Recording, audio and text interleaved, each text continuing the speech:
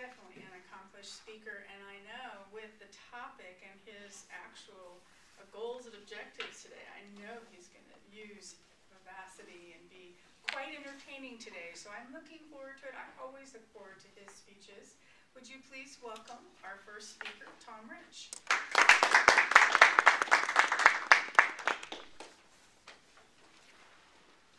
Thank you, Madam Toastmaster, fellow members and guests. Wizards are powerful, supernatural, and even vivacious beings. When I think of powerful wizards, I think of Timothy the Enchanter from Monty Python and the Holy Grail. Timothy stood on the top of the mountain and threw thunder bombs down to the valley below. Just awesome power. Of course, Timothy ended up being afraid of a little bunny rabbit, but with good cause, because it did have big teeth. Another great wizard I think about is Tommy, the pinball wizard. That deaf, dumb, and blind kid sure plays a mean pinball. Wow, deaf, dumb, and blind, and he's a pinball champion? That is supernatural power. But today, I'm going to talk about a real-life wizard, the Wizard of Westwood. Now, the Wizard of Westwood was John Wooden. And John Wooden was the basketball coach for the UCLA Bruins from 1948 through 1974. You may be thinking, well, what's some old school basketball coach have to do with being a wizard? But he was a wizard because he was so successful. Over his 26-year career at UCLA, John Wooden never had a losing season. He racked up a record of 620 wins and 147 losses for a winning percentage of .820. 82% of the games he coached, he won. That's pretty spectacular. But we're just getting started, because in 1963, John Wooden won the first of his national championships. And from 1963 through 1974, he won a total of 10 national championships. 10 championships in 11 years. Over that streak, he had 7 undefeated seasons and an 88-game winning streak. That's how you become known as a wizard. He was successful. Now, a couple years ago, I was taking classes up at UNR, and as part of my program, I took some leadership courses, and I became fascinated with leadership. So when I had a little bit of leisure reading time again, the first book I wanted to read was John Wooden on leadership. How did he do it? How did he manage to be so successful? Oh, year after year, he'd get a new group of kids in there, and year after year, he put out a successful program, a winning program. What I found was that John Wooden cared about his people. He was a teacher, and he wanted to teach these kids how to be successful in life. Not to win basketball championships. That was just a tool that he used to teach them how to be successful in life. Another one of his best tools was the Pyramid of Success. And the Pyramid of Success is something that John Wooden developed himself. I pass these around. You should all have a pyramid in front of you that you can follow along with. And he wanted to teach his kids how to be successful in life, and this was one of his primary tools. Today I'm going to review the Pyramid of Success with you and talk about it. And I want you to embrace the pyramid in your life. Build that pyramid in your life. Share it with the teens in your life. Share it with your family, your friends, and well, maybe even your Toastmasters group. Anybody that you share it with will be more successful because of it. Now when you look at the pyramid, the bottom of the pyramid is the foundation. The foundation has to be solid in order to support the weight of the pyramid, the success. So John Wooden selected character values for the base of the pyramid. And the two cornerstones, industriousness and enthusiasm. Now industriousness, it's hard work, but it's more than just hard work. Because we all see people who come to work every day, and they're busy, aren't they? They're buzzing around, and they're even there long hours, but they really don't accomplish anything. Industriousness is not just working hard, but accomplishing something, moving towards a goal. The other cornerstone, enthusiasm. Enthusiasm is the fuel for the car. It's what makes it all drive. If you're not passionate about what you do, if you don't love it, if you don't care about it, you're not going to care enough to work hard and be industrious. So you have to have those two components. The lower 3 blocks of the pyramid, friendship, loyalty, cooperation. These are all social characteristics. Things that you have to do to work well with others. And here John Wooden recognizes that we can only go so far in life on our own. We have to be able to work well with other people, and having good social characteristics allows us to do that. Next, we move up to the other layer of the pyramid, and this layer is mental disciplines. You have to develop mental discipline to hang through and hang in there through the tough times.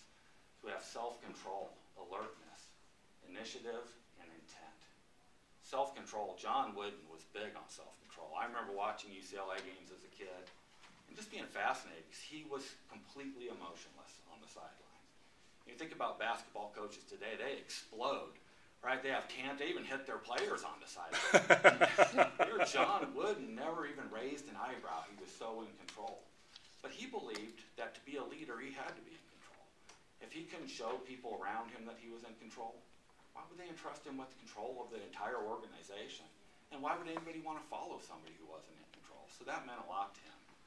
For his team, he felt like in a competitive situation, if you show emotions, if you start breaking down, it's like pouring blood in the water around sharks. I mean, it's just motivation for the other team. They see they've got you and they're motivated, so you don't want to motivate. Next, we have initiative.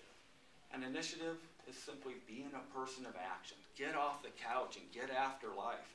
You know, we can all sit at home and think great thoughts sitting on the couch. It's that person that gets up and gets after it and gets it done that's successful in life. Next, intent. And intent is just stubborn pride. It's just, I'm not going to quit. I intend to finish what I started. And here, you've all heard the saying, it's always darkest before the dawn. And that's so true. Oftentimes we're so close to our goals, but it just gets so difficult and we want to quit. And if we just hung in there another day, another hour, another minute, we might have had success, but instead we give up. So you have to intend to finish what you start. Next, we move up to the meat and potatoes of the pyramid, the middle of the pyramid. Here you develop your skills, you develop conditioning, skill, and team spirit. Now you might be saying, I'm an office worker, why do I need to be in condition? But when you're leading a well-balanced life, you come to work with energy. You hit the door and you're ready to go. You're fired up. When you're not so much, you're not taking care of yourself, you don't have that well-balanced life, you're slow to come in, you grab that cup of coffee, maybe a donut. Heck, by 11 or 12, you're ready to get something done, and by 2 or 3, you're burned out and ready to go home. You got to take care of yourself. Then we have skill. And skill is being a lifelong learner. It's not being good at something once, because all of our professions are dynamic and changing, and they're constantly growing. So you have to always stay on top of whatever you're doing. And skill, being a lifelong learner, does that. Now we have team spirit. And here, this is important to John Wooden. He puts it right up in the heart of the pyramid. When you think about it, and you look at the bottom of the pyramid, you have friendship, loyalty, cooperation, all things that are social, that apply to team spirit. But here he's saying it's not enough to have those characteristics. You have to apply them to a team and put the team first. And that's something we have to learn as people. It just doesn't come natural to put the team in front of yourself. So it's important. Now we're up at the top of the pyramid, the last 3 blocks. This is where it's got to get tough, right? This is where it becomes easy because you've done all the hard work. You developed the character values. You developed the mental disciplines.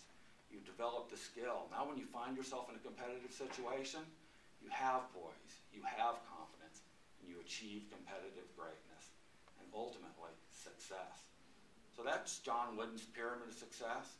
And the thing that I love about Wooden is that he cared about his people. He was a teacher first, and he was actually embarrassed by the whole wizard thing and all the attention that he got. He wanted the attention to go to his kids, and rightly so, but he was a great teacher. I hope that you'll embrace the pyramid. Now, you don't have to be a wizard or have supernatural powers to be successful, but it doesn't hurt to have a pyramid in your life. Take the time to build those character values that'll support lasting success. Then develop the mental disciplines to hang in there through the tough times. Finally, develop those skills necessary to be successful. And once you do that, and you find yourself in a competitive situation, you'll have poise, you'll have confidence, and you will achieve competitive greatness. Now, I can't guarantee that by building the pyramid in your life, your coworkers are going to call you the wizard. But I do guarantee you that you won't be afraid of any little bunny rabbit, even if it does have big teeth.